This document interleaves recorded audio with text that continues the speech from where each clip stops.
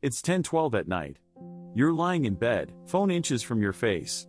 A message pops up from someone you care about. It's short. Maybe shorter than usual. You read it once. Then again. Your chest feels slightly tight, like you missed something hidden between the lines. Nothing clearly negative happened. So why does it feel like it did? If you often feel rejected easily, even in small moments, you might describe yourself as too sensitive or emotionally reactive.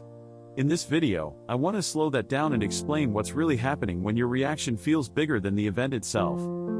Feeling rejected easily is when your mind interprets small shifts, tone changes, delayed replies, neutral expressions, as signs of distance or disapproval, even before there's clear evidence. It's not about being dramatic. It's about your system reacting fast, trying to protect you from losing connection. One common reason is that your brain learned early on that connection could change quickly. Maybe approval felt conditional. Maybe attention came and went. It doesn't have to be extreme to leave a mark. Over time, your mind starts scanning for small signs that someone might be pulling away. So when a friend cancels plans or a coworker responds briefly, your body reacts first, and logic shows up later. The reaction feels automatic, almost out of your control. Sometimes, it comes from caring deeply about how you're perceived. If you've spent years trying to be thoughtful, kind, or careful, your sense of safety may quietly depend on others feeling okay with you. A slight shift in tone can feel like a crack in that safety. You replay what you said. You wonder if you crossed a line. Even if the other person is just tired, your mind fills in the blanks with self-blame. The goal isn't drama, it's keeping the bond intact. There's also a quieter reason that often sits underneath. Your nervous system may already be worn down. When you're tired, overstretched, or carrying a lot internally, your emotional skin gets thinner. Things that might roll off on a good day can sting on a hard one. A simple K in a text feels colder than it probably is. A neutral look during a meeting feels heavier than intended. It's not that you suddenly became fragile. It's that your internal buffer is low, so signals hit harder. Now imagine this. It's a weekday afternoon, around 3:30. You're in the kitchen at work, pouring coffee. Earlier, you made a small suggestion in a team chat. No one responded right away. A few other messages came through, about other topics. Yours just sat there. You tell yourself it's fine. People are busy. Still, you open the chat again. And again. Your stomach dips slightly. Maybe it was a dumb idea. Maybe you spoke out of turn. Maybe they're privately thinking it didn't add value. You carry that feeling back to your desk. It follows you into the next task. By the time someone casually replies "good point," 20 minutes later, your body has already spent energy bracing for rejection. If you've been there, you're not strange. You might know someone who lives like this. This is what emotional reactivity can look like when it's tied to belonging. It's quick. It's protective. And it often moves faster than the facts. When this pattern shows up, one gentle shift can be to pause the story before it grows. Not to shut down your feeling, but to separate the reaction from the interpretation. You might quietly ask, "What actually happened?" Then answer with only observable details. They haven't replied yet. The message was short. Nothing more. This works because it gives your mind a smaller canvas. It limits how far the imagination runs. The feeling may still be there, but it often becomes less overwhelming when it's not layered with extra meaning.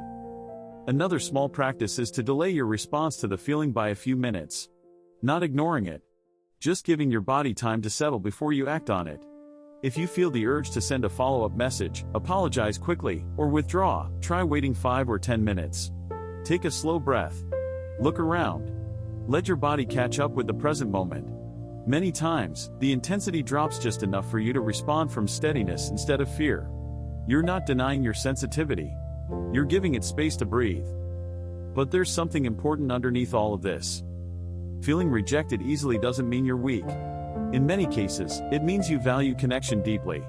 Your system reacts because relationships matter to you. The intensity isn't random, it's tied to care. The difficulty comes when care turns into constant monitoring. When you start scanning every pause, every facial expression, every silence for proof that you're no longer wanted. That level of alertness is exhausting. It keeps you slightly on edge, even in safe spaces. It can also shape your behavior in subtle ways. You might over-explain yourself. You might apologize quickly, even when you're not sure what for. You might stay quiet instead of risking disagreement. On the outside, you look calm and agreeable.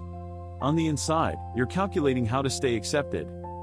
And over time, that can feel lonely.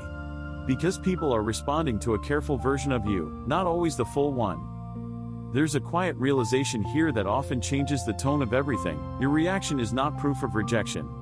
It's proof that your system is alert. Those are different things. Rejection does happen in life. No one avoids it entirely.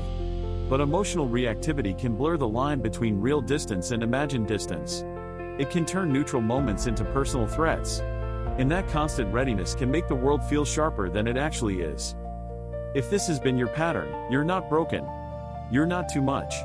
This is for people who look fine on the outside but keep checking inside for signs that something shifted.